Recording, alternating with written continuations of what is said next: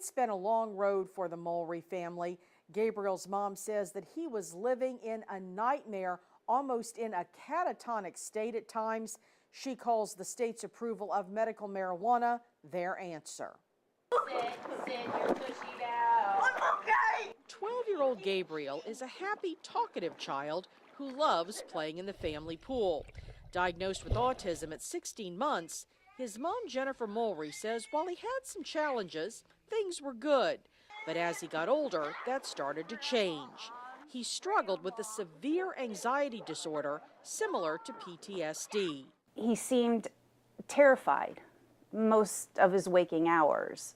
Gabriel's pediatrician, Dr. David Berger, tried all sorts of medications, but he just kept getting worse. So we really kind of got to a point where we're like, well, we have to try something else. Initially, that something else was CBD, the non-euphoric form of medical cannabis.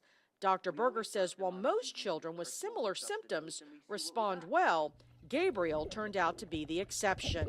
We start the CBD and he's tanking on the CBD. With few alternatives, they decided to add THC. While both are cannabinoids, the psychoactive effects of THC can make it less desirable. And there is a concern about the long-term effects of THC on cognitive function and memory, no doubt. Then again, there are those same concerns when the medications that are used, a lot of them as well. So again, it comes back to, for any one individual, what's the benefit versus the alternative versus the risk? They started Gabriel on a low dose, and almost immediately, Jennifer says he started to improve.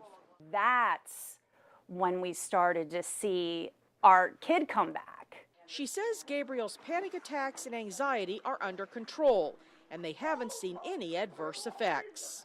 If this is as good as it gets for us, then we're living a pretty great life.